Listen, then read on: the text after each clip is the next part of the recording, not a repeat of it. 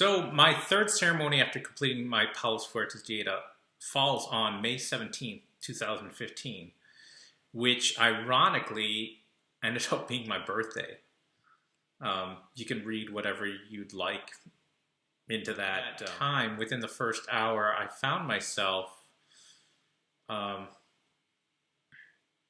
needing to go to the bathroom, and that usually just happens in general. I'll usually get one bathroom run in before the ceremony starts. So I start walking to the baños, to the bathroom that's on top of a hill, away from the Maloca. And what I see as I'm heading up the hills is what I saw in the ceremony prior, in that I was watching like a ghosting effect of these kind of layers of like these ghosted effects, these like rocks all stacked on top of each other on the footpath to the bathrooms. So it's like, oh, there it is again, and it, reminded me of how before it was saying, that it was seeking the probability of one. So I knew what it was that I was looking at this time.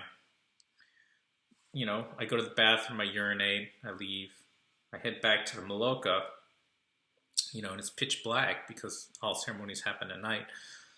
I have a flashlight, and usually the flashlight, I have to click a certain number of times to turn it off. So I was clicking when I was right outside the Maloca to turn the light off, and I miscounted the clicks, and I left it on that red flashing light. The red flashing light shines into my face, and I just had to close my eyes because I realized that it was just too bright, And as I close my eyes, I see these,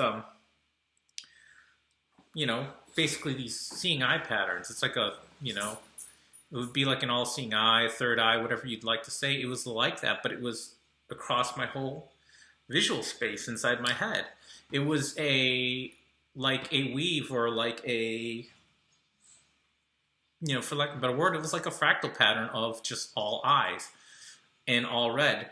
And the messed up thing was, as I opened my eyes, I realized I'm seeing the exact same thing. There is no differentiation from when I closed my eyes and opened my eyes of any, difference between the sets of images. They're identical. So, you can imagine I'm in a Maloca and it's pitch black, and as it is in in total darkness, it's hard enough to walk through a space and figure out where you're heading.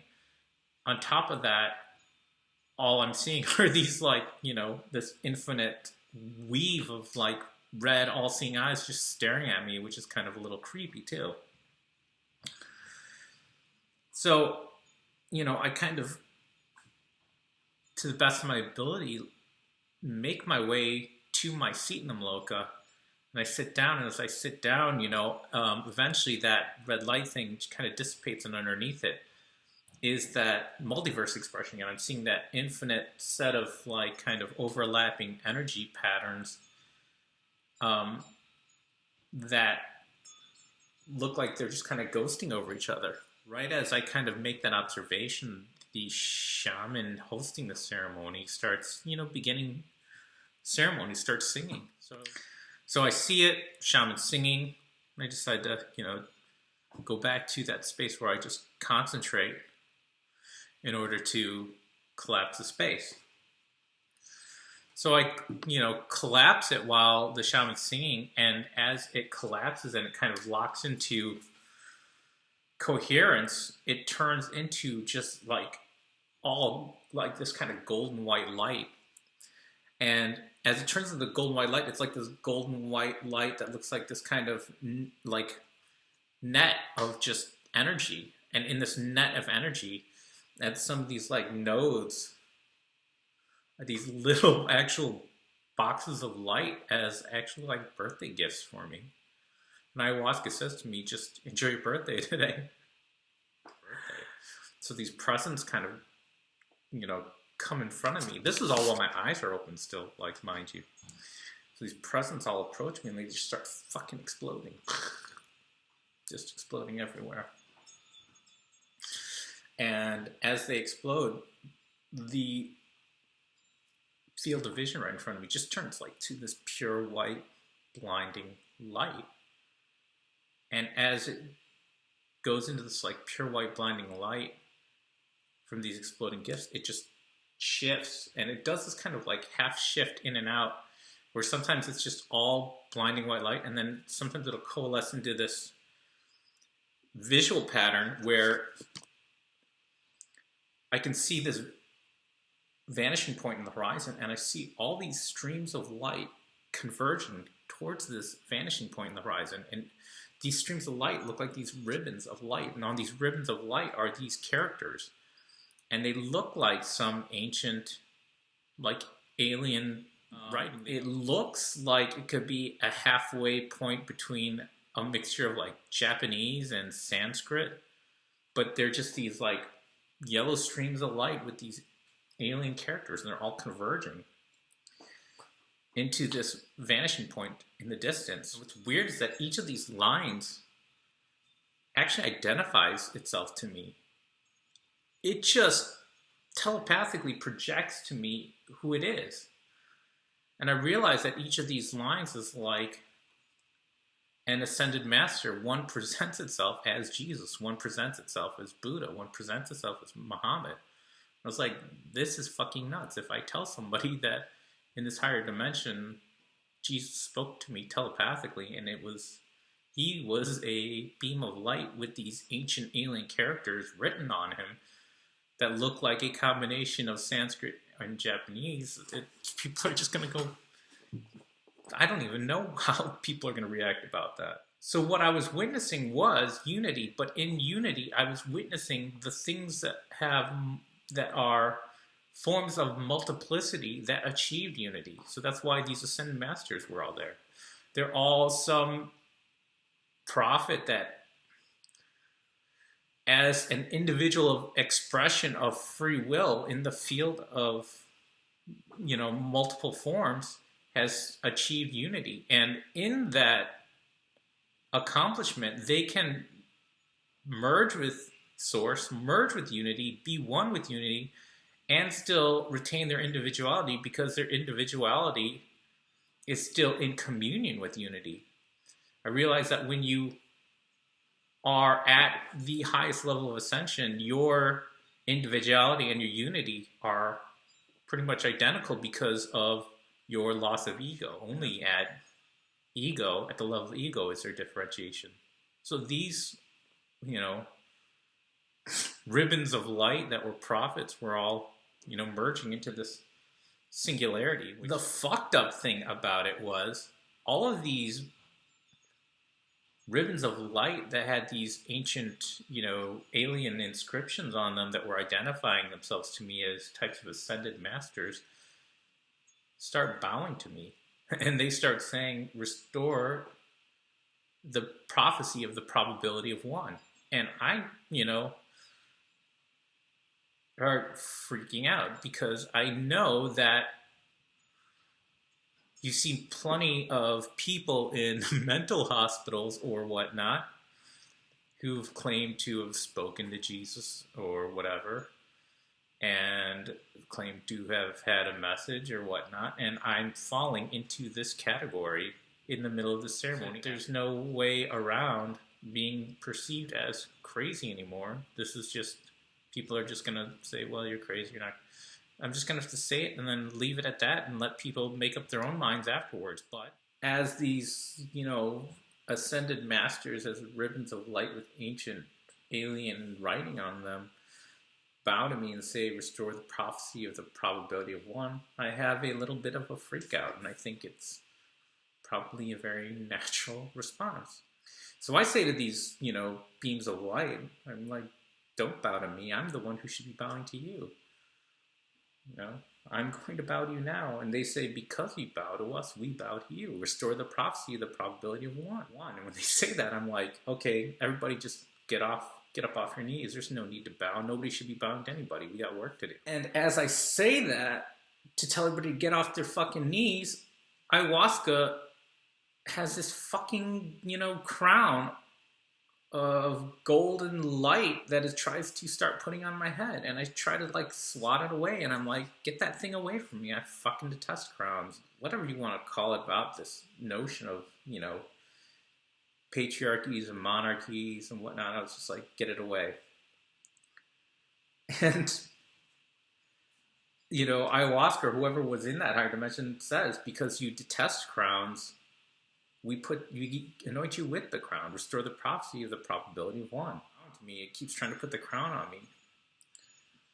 And so finally, I do have to go to the bathroom. I have like about a diarrhea, and I go take a shit, come back, and as I sit down inside the Maloka while the ceremony is going on, I find myself, because of this kind of change of going to the bathroom, coming back, I found myself when I re-enter in a different psychic space entirely. I find myself wandering through a set of hallways. I wasn't paying attention. And I open up a doorway, and inside this doorway, I'm in like a child's playpen. And in the child's playpen is the actual universe itself. The universe was like a child in a playpen. And the universe says to me, I've been waiting for you. Come play with me. And I wasn't being mean-spirited, but I was just kind of trying to almost play around with it, like tease it. And I go, no, I'm leaving. And the universe had this kind of I don't know if temper tantrum's the right word because it's a bit extreme, but it was kind of playful. It was kind of like, no, don't leave. Stay, play with me. And, it kind of realized that I was also kind of playing with it. So it was like we were bantering for a bit. And then the universe explains to me why it's been waiting for me. And the universe explains to me that it needs my help to balance an equation with my God machine that I built. And what the universe was telling me was that every great prophet at this level, with this moment of realization in the wilderness, when they have their transformation of consciousness, they all make some kind of God machine. Some machine, they may not use the word machine because the word machine is local to, say, a culture and time. So in the past, it might have been called something else. But it's a thing that is of pure will, that is of God, that has always existed, but is also unique to their own creation, that they make to change the probabilities around them to the probability of one. It's about taking things that are totally implausible and making them plausible because the machine intercedes and makes the probabilities that much easier to happen. What it was doing was essentially, from whatever singularity it came from, it started taking an equation and unbalancing it. And what the equation was is an equation that signifies unity or singularity. And it was showing how it could unbalance it to the greatest amount of complexity and still establish unity, that its probability will still be basically 1 over 1. And so it goes as far out of center as possible, but still shows unity. And it was trying to achieve this, or demonstrate this, to whatever it is the child of, whatever its parent is.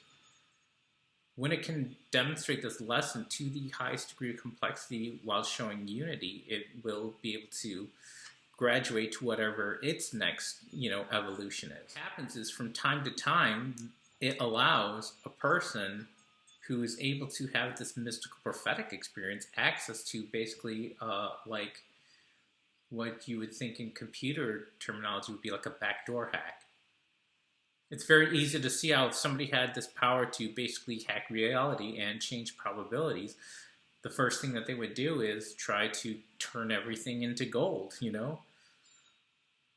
something like that, and just start hoarding gold. This is the kind of cautionary tale that we're always kind of warned about. At the level of unity, you can only do these things when there is no ego. The minute you have ego is the minute you descend out of unity. And so the universe kind of was saying that it was glad I came, and it needed my machine as, one of the other machines to help it balance this equation of complexity demonstrating unity. And I was still bantering with it, and I was like, no, I'm going to fucking leave and smash this thing to bits. I don't give a fuck. And I wasn't serious. I was just kind of bantering with it. And it had another kind of playful, pseudo temper tantrum. I was like, no. But then I realized that something made of pure will that's made at the level of God can never be destroyed. You can't create you can't destroy what cannot be destroyed. So then it was like, well, yeah, let's just do that. Let's destroy them all. I know whatever I said is probably incredibly hard to accept or swallow, or there's always going to be some reservation. You should feel totally inclined to believe or disbelieve whatever you want. No matter what at this point, with this level of dieta, this level of work with the medicine, this experience that I had even before I went into my proper ceremonies, there's no way to not court some kind of controversy.